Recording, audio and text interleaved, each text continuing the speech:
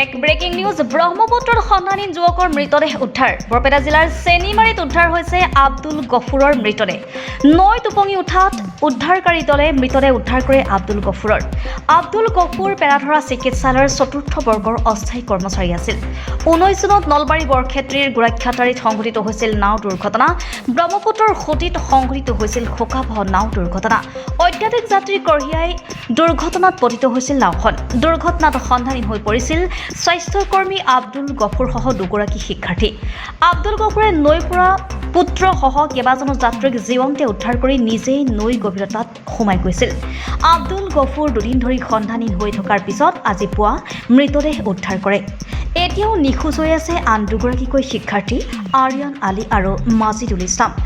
উদ্ধাৰকাৰী দল এনডিআৰএফ আৰু এছডিআৰএফ বাহিনীয়ে ছাত্ৰ দুগৰাকীক বিচাৰি অভিযান অব্যাহত ৰাখিছে মোকালমৰাৰ পৰা সুৰজিত পাঠকৰ ৰিপৰ্টাৰ লাইভ অসম তখন জেহারে না হয়নি জেহারে করলাম তাহলে জেহার সাফাইলো না তখন আমি ওই সর্বশেষ বলারে আর ইয়ে গো করলাম তোরা একটু ভালো করে সাফে থু খবরটা আমরা ফোন করে দিমনি ফোনে ফোনে যোগাযোগ করি এই হিসেবে মানে সাফাইছে লাশ